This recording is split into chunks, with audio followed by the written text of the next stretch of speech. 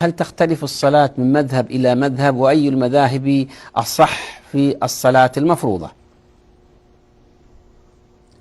المذهب الذي عليه البلد، تأخذ بالمذهب الذي عليه البلد، حنفي مالكي شافعي حنبلي، المذهب الذي عليه البلد.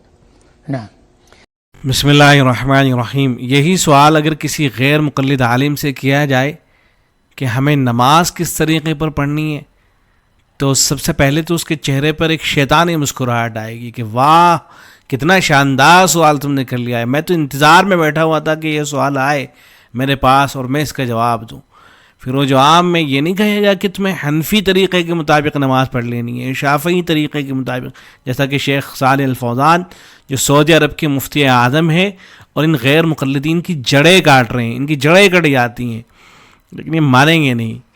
تو یہ نہیں کہے گا کہ آپ حنفی طریقے کے مطابق اگر پڑھ رہے ہیں تو ٹھیک ہے، شافعی طریقے کے مطابق اگر پڑھ رہے ہیں تو ٹھیک ہے، مالکی یا حنبلی طریقے کے مطابق پڑھ رہے ہیں تو ٹھیک ہے، آپ کے علاقے کے اندر جو مسلک رائج ہے آپ اس کے مطابق نماز پڑھ لیجئے اور یہی صحیح طریقہ ہے. تو یہ نہیں کہے گا جواب میں، بلکہ کہے گا کہ نہیں، آپ کو صحیح حدیث کے مطابق نماز پڑھنی ہے، اور اگر آپ صحیح حدیث کے مطابق نماز نہیں پڑھ رہے ہیں تو آپ کی نماز سنت کے خلاف ہے، بلکہ بعض شکلوں میں تو آپ کی نماز ہی نہیں ہو رہی ہے.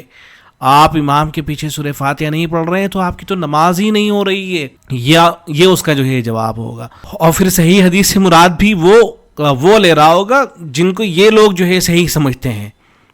دیگر حضرات اگر اس طرح کی کوئی روایت بھی ہے کہ جسے دیگر اہل علم صحیح قرار دے رہے ہیں لیکن ان حضرات کے یہاں وہ صحیح نہیں ہے، تو ساری طاقت صرف کر دی جائے گی کہ کسی طریقے سے اس کو ضعیف قرار دے دیا جائے.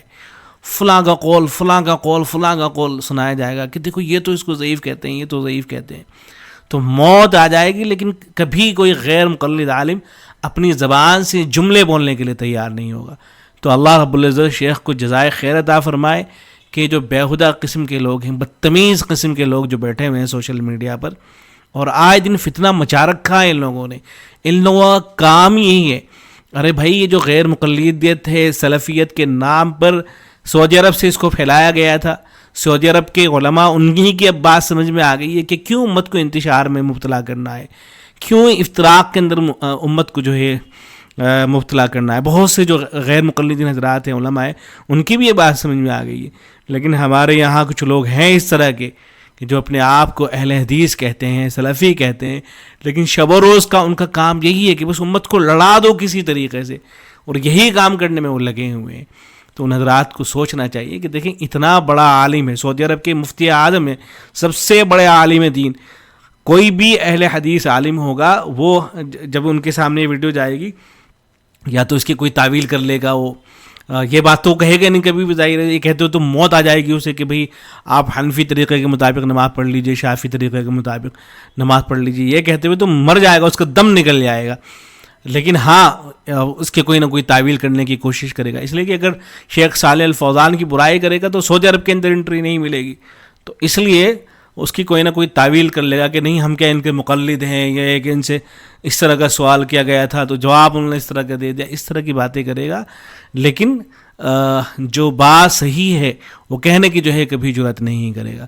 بہرحال غیر مقلدین حضرات کو سوچنا چاہیے کہ جو فتنہ پھیلا رہے ہیں اس وقت سوشل میڈیا پر اس کا کوئی حاصل نہیں ہے سوائے اس کے کہ امت میں انتشار اور افتراق ہو. ایک قصہ سن لیجئے. ایک بوڑھی عورت نے ایک مرتبہ کسی سلفی عالم سے معلوم کیا تھا، یہ بات ایسی مشہور ہے، لوگ بیان کیا کرتے ہیں اس کو. تو بوڑھی عورت نے معلوم کیا تھا کہ مجھے کوئی مسئلہ تھا اس کے متعلق معلوم کیا. تو جو شیخ تھے سلفی عالم وہ کہنے لگے کہ اماں جان آپ کو مسئلہ قرآن و حدیث سے بتاؤں یا امام مالک رحمۃ اللہ علیہ کا قول آپ کو سناؤں؟ تو بوڑھی عورت نے کہا کہ بیٹا امام مالک رحمۃ اللہ علیہ کا قول سناؤ، اس لیے کہ امام مالک رحمۃ اللہ علیہ وہ تم سے زیادہ قرآن و حدیث کو جاننے والے تھے. قرآن و حدیث جو ہے اتنا تم نے نہیں سمجھا ہے جتنا امام مالک رحمۃ اللہ علیہ نے سمجھا تھا، اس لیے امام مالک رحمۃ اللہ علیہ کا جو ہے مجھے قول سناؤ. تو یہ جو علماء ہیں شافعی، حنبلی یا مالکی حضرات تو یہ قرآن و حدیث کو زیادہ سمجھے ہوئے ہیں. یہ جو ٹولہ جو ہے اس وقت جو گردش کر رہا ہوتا ہے اور سوشل میڈیا پر جس نے ہنگامہ کھڑا کر رکھا ہے اس کے مقابلے میں، اللہ تبارک و تعالیٰ اس ٹولے کو عقل سلیم عطا کرے.